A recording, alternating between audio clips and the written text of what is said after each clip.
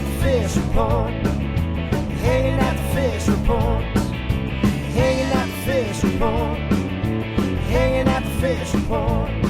For your latest news in high school sports, tune in to the fish report. Don't need no bed, don't need no pull. When you tune in to the fish report.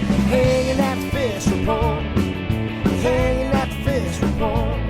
You got Craig and TK and Head that D, tune in at the fish report. Coming to you live from Studio F in Russia, Ohio. It's the Fish Report Live Show with your hosts, Craig Fissinger and Ken Francis.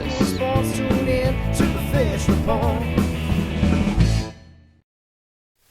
Welcome, everyone, to another Fish Report Live. I'm Craig Fissinger. That's Ken Francis. We're your host.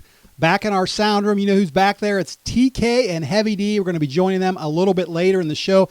Ken got an action-packed show tonight. If you like golf, if you like cross-country, if you like football, you're going to love tonight's show, aren't you? Absolutely, Craig. We're going to hit it all. It's that time of the year in the OHSA sports scene, Craig. It's fall sport. It's postseason. It's cross-country. It's football. It's golf. And what more could you ask for than a full action-packed crew tonight? Some great interviews we've got coming toward you. We've got Brad Gottemoeller, the Fort Loramie junior golfer. He leads his Redskin golf team tomorrow into the district championship, hoping to get the Redskins a spot in the finals at the Columbus match the following week. Craig, we're also going up to Covington to speak to the cross-country coach of the Covington Buccaneers, Josh Long. He's got his girls running extremely well this year, Craig. They're currently ranked number 8 in the state of Ohio. He's got some great runners over there. We're going to talk to Josh tonight and see what's behind his success. Yeah, that's going to be a lot of fun talking to both those people. And before we get to all that, though, just like we do every week, we have a weekly poll question, and tonight's question is appropriately about golf. Boys golf, Craig. We're strictly talking boys golf. And tomorrow at Weatherwax, the boys Division III golf match. Which team do you feel has the best chance of being crowned district champion tomorrow? Is it Mechanicsburg, Russia, Fort Loramie, or Cincinnati Country Day? All right. All four of those teams got a great chance of winning tomorrow, and should be a terrific match on a beautiful day tomorrow. Yeah, 4 very good teams there. And if you're watching us on the Fish Report Live page, you can help us answer that poll question. Just scroll down, and you can check your results out after you answer the question. If you're watching us on NK Telco or Game Face Ohio, Ken and I will have those answers for you at the end of the show. All right, Ken, well, let's get things started out tonight talking some golf. Girls golf, district golf was today. Actually had a chance to go down to Pipestone in Miamisburg and catch that. I know the top 3 teams, the top 3 individuals advance the state. Why don't you tell our viewers who's moving on to Columbus? Well, in girls golf, Craig, there's just 2 divisions. So you got some very small schools like the Russia Raiders competing against some very big schools like Chaminade, Julienne, and Alter and such. So today down at Pipestone, the first place team was Chaminade, Julienne. They came in with a 362. Alter was second at 369 in the Versailles Tigers, punching that third ticket to the state golf match at 372. Individually, Craig, our local Fort Loramie golfer, Emily Knopf, she finished third, also punching a ticket to Columbus. Congratulations to Emily. She had a great round today, shooting a 75, and hats off to her. She qualified as a freshman. She's doing it again as a junior, and just a terrific season that she's had. So also team-wise, Russia, Fort Loramie, Miami East all had great seasons, Craig, this year. They bow out. Fort Loramie's team finished 9th today. Russia was right behind them in 10th place. Yeah, I know Russia had 4 senior golfers on that team, 1 junior, so they graduate a lot of success there and going to have to kind of rebuild for next year. Fort Loramie, all their golfers back, so I expect them to be in a similar position again next year. Let's change gears, Ken, and go ahead now to boys golf. Their district final is tomorrow down at the Weatherwax in Miamisburg. Let's look at how things work here. Why don't you explain how these tee times work exactly for tomorrow? Well, Craig, the winners of the sectional tournaments all play together. So the number 5s, the 4s, the 3s, the 2s, and the 1s of each winning team and each runner-up team and each third-place team and so on each play together. So you'll see Russia teeing off there, Craig. They'll begin tee times at 9:50 with their number 5 golfer all the way down to 10:30 with the 1. Russia will be paired with Catholic Central and also Cincinnati Country Day. I think the Raiders got an excellent chance tomorrow to advance. They're going to have to play good golf tomorrow. but they've got a great shot on it. Cincinnati Country Day's also got a nice team. Catholic Central's got a good team. Mechanicsburg's got a very good team, and Fort Loramie was right there with Russia the week before. So anything can happen at this level, and best of luck to all of them. All right, and like you said, we see Fort Loramie there paired up with Russia, so that'll be interesting to watch. One reason for Fort Loramie's success this year is their junior Brad Gottemoeller. He was the co-medalist last week at the sectional tournament. We're happy to have him live on the phone right now. Brad, welcome to Fish Report Live, and thanks for joining us. Hey, thanks for having me. All right, listen, congrats on what's been an outstanding season so far. You were the runner-up at the Shelby County League tournament. You were the co-medalist, like I just said, last week at the sectional. How has your golf game, Brad, gotten better as the season went on? I've really been able to drop some putts lately and put everything together. It's really been good. All right, well, listen, you're in 2014, your Redskins played in the sectional tournament that was loaded with some teams like West Liberty Salem, Anna, Miami East. All three of those teams, Brad, actually moved up to Division II this year. You're in Division III. Did that make this year's sectional a lot easier to get out of for the Redskins? My team has been playing really well this year, and I feel confident we would have made it out as a team either way if they were in my division yet this year or not. Brad, hi, this is Ken. The Redskins are having a nice season this year. You're currently sitting at 67-20 as a team. You'll be playing in the district tournament for the first time since 2009. What other teammates on your team have been beneficial to the Redskins' success this season? We have 3 seniors on this team this year. We have Tanner Rosengarten, Connor Rose, and Aaron Schwartz, along with myself as a junior. And we also have 2 sophomores, Craig Eilerman and Chase Wick. They've all been playing really good golf this year, and I suspect they'll play pretty good tomorrow. Brad, mentioned that your teammates had never played in the district match before. You played last year as you qualified as an individual. How difficult is the Weatherwax course, and are you giving any advice to your teammates? Weatherwax is a pretty tough course, and it's a long course. But as long as you play your game and have fun and really enjoy the moment, it should be good. Brad, what's it going to take tomorrow? You're going to be on the big stage, the district tournament stage. You got a chance to qualify for state. When you have that questionable shot, are you going to play it safe? Are you going to take some risk? How do you feel, and what's it going to take to get to Columbus tomorrow's round? I'm going to try to play pretty smart tomorrow, yet be aggressive at the same time. Because this could be my last match of the year if I don't play it aggressive, but I also want to be smart and safe. All right, Brad. Hey, listen, I got a couple more questions for you. First of all, I was told that you were actually a little bit under the weather this week, and want to know how you're feeling right now, and are you going to be able to roll into tomorrow's district tournament 100% healthy? Yeah, I have been under the weather a little bit this week, and I'm starting to feel a little better today. I've been sleeping quite a bit, and I suspect I should be pretty close to 100% tomorrow and be good. All right. Well, regardless of how it goes on Thursday, Brad, you're already leaving your mark on the Redskins record book. You're a 2-time MVP over there at Fort Loramie, and your score last week of 72 at the sectionals ties a school record from what I'm told for 18 holes over there at Loramie. But being just a junior this year, Brad, what are your plans for keeping your game sharp after the season ends? I'm planning on taking some time off, but still going to work on my short game during that time. And then once the first of the year comes around, I'll probably get back at it and start improving and try to improve from last year and get better. Well, Brad, listen, we appreciate you joining us on our show tonight. Good luck to the Fort Loramie Redskins tomorrow. Good luck to yourself, and wish you the best of luck over there at Weatherwax. Hey, thanks again for having me. Yep. All right, that was Fort Loramie star junior Brad Gottemoeller. And Ken, I know one guy on our crew here that knows a lot about golf is Heavy D back there in the sound room. I do want to go back there since we're talking golf, talking Weatherwax. Heavy D's been down there before and knows what the course is like. Heavy D, give us a little preview. What's Weatherwax like? Is it worth the trip down there? I've been to Weatherwax a couple times with the Russia team over the last couple years, and I think the last 2 out of the 3 years it's rained, and we've had a rain delay. Tomorrow we got perfect weather down in Middletown. Look forward to seeing Loramie and Farallon and Russia go at it. Shelby County is well represented, and I look for us to do well as Shelby County and down at Weatherwax. So looking forward to it.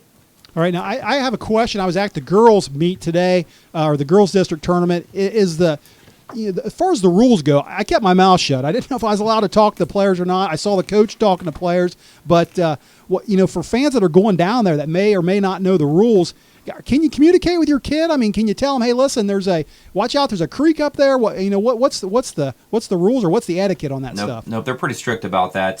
The head varsity coach can communicate with the kids at any time throughout the match, whether they're looking at a shot or a putt. I don't believe they can go on the green with them, but if you got an assistant coach or a JV coach, it's that they're kind of on restriction. Also, they can't talk to the players. Only one coach can, and definitely not the parents, friends, girlfriends, brothers, TK, anybody. just the head coach. All right, good news to know. So any fans that are watching tonight, just like I said, keep your mouth shut and let the coach do all the talking tomorrow. Good thing you didn't get thrown out tonight or anything, Craig. There was a couple times I wanted to say, hey, put that club back in the bag, get another club out. But like I said, I kept quiet. That's good. You obeyed the rules. Let Coach Borchers do the talking with the girls. Let Coach Doherty handle the boys. And they've had great success this year. And, I think the girls finished up a terrific season tonight. And I think the boys, like I said before, I think they've got an excellent chance tomorrow to do very well. And, it's going to be a beautiful day. And I'm sure they'll have a lot of support from the parents out there. And good luck to the golfers. Yeah, one of the nice things about being a spectator, you actually can go and help find a ball. So that's good. So I know Roosh usually has a pretty good gallery following them. And, if somebody else loses their ball, everybody kind of chips in and tries to find it. Help them out as well. So, yeah, you can help find a ball. I did a little bit of that today, so apparently that was okay. That's good. I always needed a lot of help finding mine when I golfed. I sprayed them all over the place. All right, well, like I said, of course, everyone knows we're a little bit partial to the Russia Raiders around here. That's our home team here. And do want to, like I said, we wish them a little bit of luck. Got a chance on Tuesday night to slip out to one of their last practices before the district tournament out at Stillwater, talk to them a little bit, and ask them some very, very serious golf questions. So as we go to commercial, we're going to show you our interview with those boys about some serious golf questions. Thursday morning before the big golf match, what are you eating for breakfast? I'll have 2 sausage burritos and a hash brown from McDonald's. You ever golf with a pink golf ball before? I putt with them. I don't bring them out on the course, though. If you had to give your driver a nickname, what would it be? I'd probably call it long ball because I hit it so far. If I told you I once had a hole-in-one, but nobody was with me, and nobody really saw it, does that count? I'm going to say probably not. Sound like Jonah. What's the strangest thing you've either seen, smelled, or heard on a golf course? Probably Dylan Cardonier. All right, great.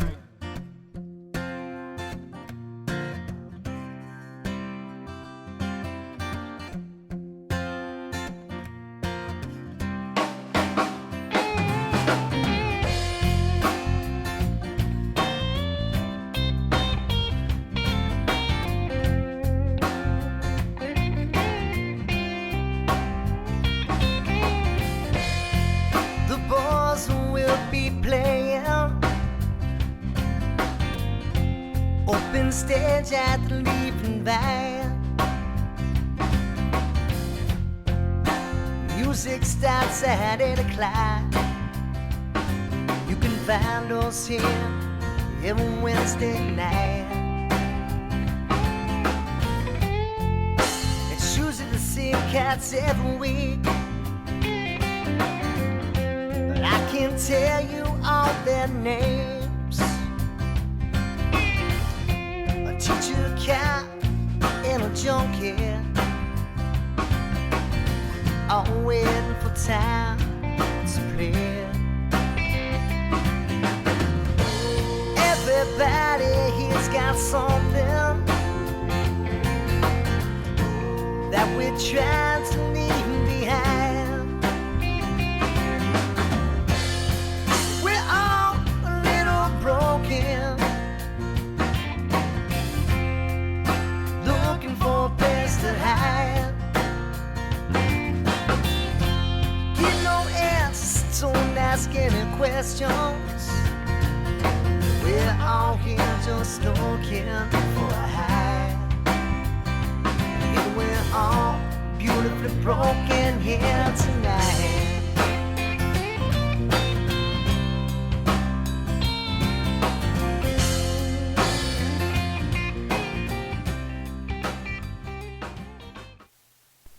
Welcome back to the second half of Fish Report Live, everyone. And Ken, last week on the show, we talked some boys cross country with Russia senior Caleb Ball and talked to him about getting ready for the postseason. Well, this is the last regular week of the postseason. Going to talk some girls cross country tonight. But before we do that, I want to go back about 3 weeks ago. If you remember, on this show, we were kind of recapping the Tiffin Carnival, going through the top 10 fastest girls' times in Ohio. And there was one girl that didn't make the list from up in Liberty Center, and I mentioned her name. And guys, let's roll the tape on that. Check out what I said there.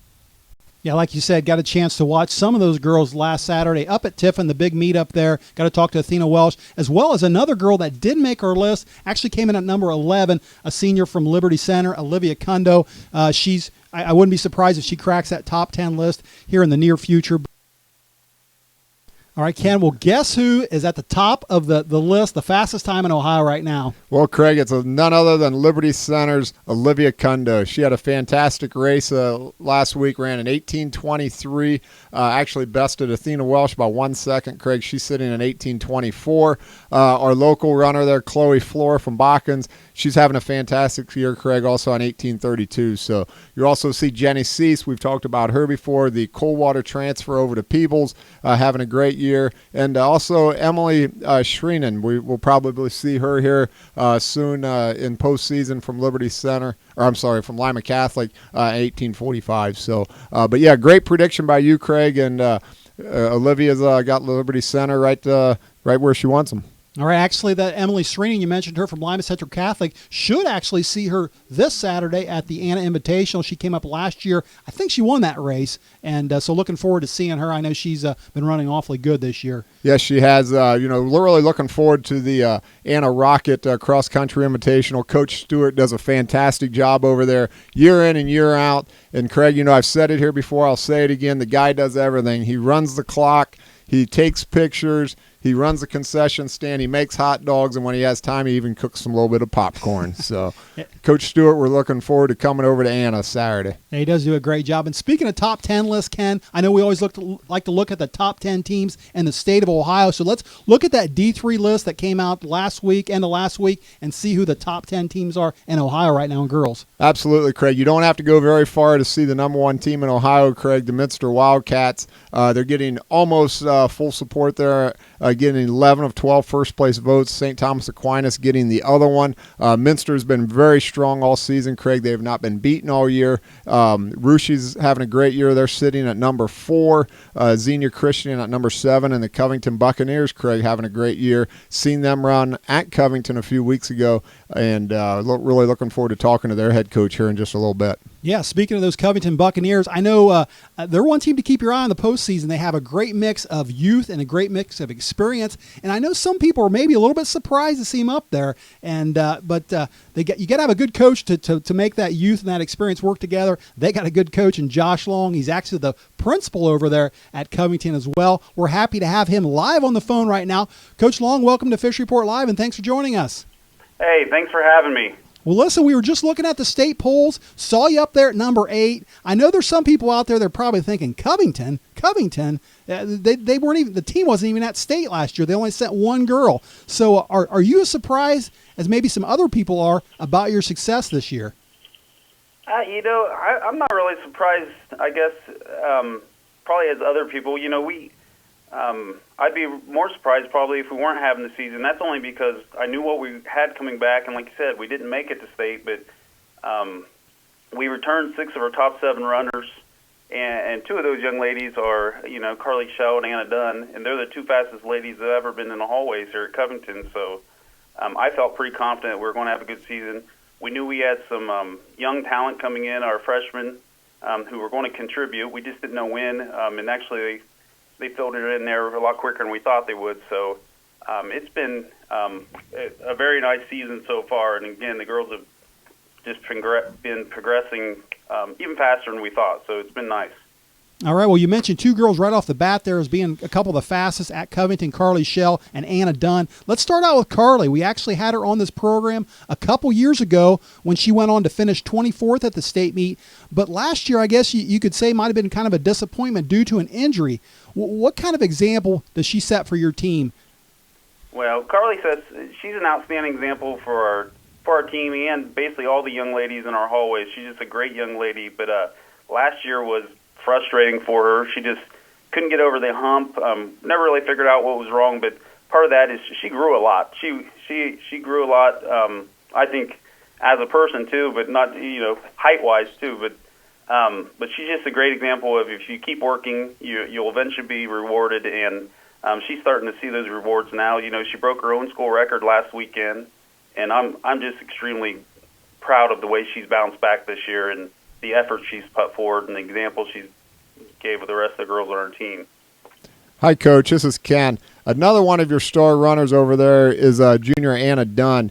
We actually had her on our show last year. She's a 2-year state participant. How does her postseason success benefit the rest of the Buccaneers? Well, again, she's a great young lady, just like Carly, but I don't know if it's her postseason stuff that's going to help us so much, but all of her experience is just it's helped us already throughout this whole season. Basically, Anna decided at the end of last year that she wanted to try to make the state again, and she knew she wanted to do that with her team if at all possible. So she started at the very beginning of the summer and taking all of our younger girls under her wing, I guess, and making sure they were running with her and making sure they were doing core workouts with her and doing all the little extra things that were going to make them better. She's just a great example of what hard work will get you. And but like I said, her experience has helped us throughout the whole season. Coach, I had the opportunity to attend your home meet back in September on Labor Day weekend. First of all, you've got a beautiful cross-country course there. It was just really nice laid out. It was a true cross-country, I thought, on its best. I mean, it had some rolling hills, just a great layout. What's the plans for the Buccaneer Invitational over there? The Russia Raiders attended it this year, and I'll have to admit the parents enjoyed it, the runners enjoyed it, and I'm pretty sure our coach did as well. Is the meet going to continue, and or is our Russia Raiders going to be invited back? We're going to continue. Actually, we're going to have that Invitational again. We're planning on having our league meet this year or next year set there, so we'll have 2 meets.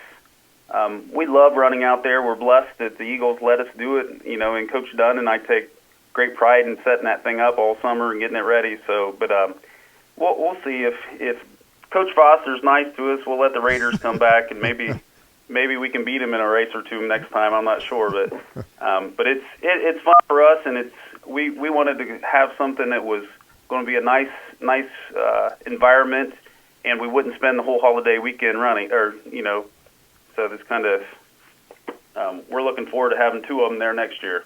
Well, I'll have to admit, we got Coach Foster. We've had him over here for quite a while now, probably 9 or 10 years, and he's done a great job with our program, and it's nice to bring some of that Covington blood over to Russia with cross-country success. Yeah. Doug was he's my wife's coach, so. He's been doing it that long, huh? He has. All right, listen, Coach, one more question. We'll let you go. And I know I'm getting ahead of things a little bit, but I've been looking for a coach's opinion on a situation over there at the Troy Regional Meet coming up later this month. And this year, Troy is getting 4 teams, from what I understand, from the Central District Tournament. And the catch is that there's 2 races in the Central District that teams can kind of choose whether they want to run the race that sends them to Troy or over to the Pickerington Regional. Now, this kind of bothers me. I want to ask a coach's opinion. Are you okay with this? Yeah, I probably won't be if we get beat by somebody. Yeah. But I honestly, it doesn't bother me that much. If we run well that day and we make it out, it means because we are better than a lot of other teams. But if we get beat by somebody, it just means they're better than us. So it would be nice if you could look at your competition, decide where you want to go. But it really doesn't bother me at all. We're going to have to run incredibly well when we get there, and to make sure we have a chance. And if we do that, we'll have a shot. If we don't, we won't. So, and that doesn't matter who we run against. Well, listen, Coach, we appreciate you taking time out of your busy schedule to be on our show with us tonight, and wish your Buccaneers the most success throughout the postseason and also in CCC postseason play. So good luck to you the rest of the year. Hey, thank you. Thank you for having me. You guys have a great night. Thanks, Coach. Thank you. All right, that was Covington coach Josh Long, and Ken, he mentioned if they were good enough to win at Troy. Last week I asked you the 4 boys teams that might be the best in the Southwest region.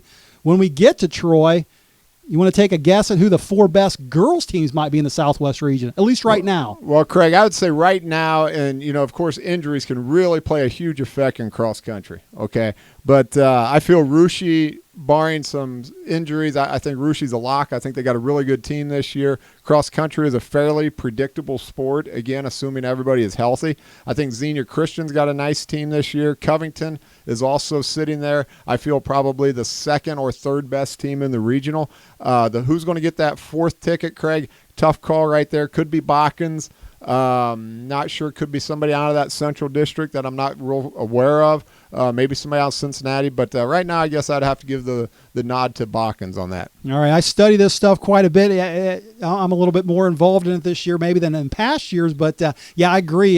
Botkins could be fighting for that 4th spot. I think Lehman or Loramie's also got a shot at that 4th spot. And speaking of that central district, there's a couple tough teams over there. One named Fredericktown and one named Northmore. If they happen to come over to the Troy Regional, they're going to be 2 teams to watch and could knock somebody out. And it's going to be interesting. It's going to be interesting. Absolutely. And, you spoke about that central district, how they got the option to choose what regional they want to go to. This is not the first time the OHSA has done this. I remember several years back, actually not that long ago, when the Northwest District had the same opportunities where Minster could choose, okay, I want to go to Troy or I'm going to go to Tiffin. And it was the same way. It bothers me. It's always bothered me. And I don't think it's fair.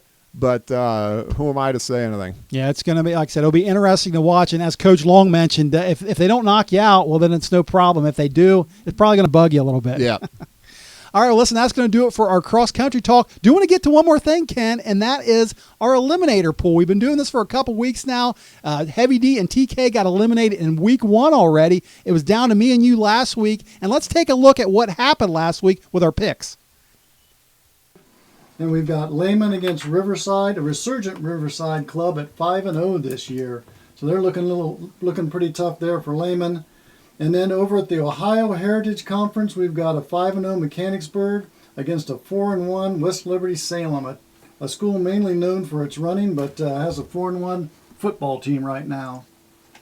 All right, I'll let you go first, Ken. You got 5 games to choose from there. Yeah, you go first. You're gonna let me go first. I'm gonna let you go first. I got 4 guaranteed winners, Craig. 4 of the 5. Yeah. Well, you only got to pick one. I only got to pick one, but the only one in question there on the board right there, I think, is Versailles St. Henry. I'm not sure which way I would go on that one.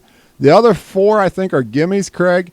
But I'm going to take the one that's the biggest gimme, and I'm going to go with the Pirates of Riverside at 5-0. Taking on a deflated Lehman Cavalier team, Craig, that lost a lot of talent from last year, sitting at 2-3 on the year right now. Take the Pirates by 3 scores. I'm going to go with that OHC matchup between Mechanicsburg and West Liberty. I know we don't cover them very much on this show, and someone mentioned that West Liberty is a big running school. I know one thing, West Liberty in 4 of their 5 games this season have allowed over 30 points. And then on the other hand, you got Mechanicsburg at 5-0. They, I think, no team scored more than 8 points against them this season so far. So I think that's the gimme, and I'm going to go with Mechanicsburg over West Liberty and a big OHC matchup.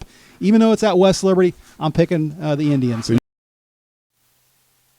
right, Ken. Well, for those that didn't hear what happened last week, we actually had the deflated Lehman Cavaliers beat Riverside by a score of 26-21, and my pick was right on because Mechanicsburg shut out West Liberty 44-0. I decided I'm going to give myself, as the winner of the eliminator pool, this trophy. Well, Craig, you deserved it. I got to apologize to all my Lehman fans out there. You guys played well. You beat Riverside. Hats off to you guys. You guys had a great game. Craig, I said it for 2 weeks. I said Whit Parks is going to go 5-5. Why didn't I take the Redskins? You should have, man. They won again, didn't they? I know. They won big.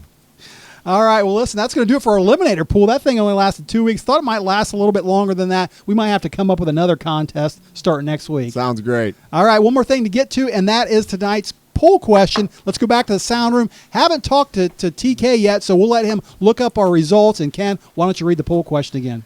Craig, boys, Division III golf district tomorrow at Weatherwax. Which of these 4 teams has the best chance of being crowned district champion? Is it Mechanicsburg, Russia, Fort Loramie, or Cincinnati Country Day? All right, as we said, 4 very good teams. TK, he's the guy with all the answers back there, so we're going to go back to him. TK, what we got tonight? Yeah, before TK gets into it, just a couple of points for our humble host, Craig. Number one, that's a baseball trophy.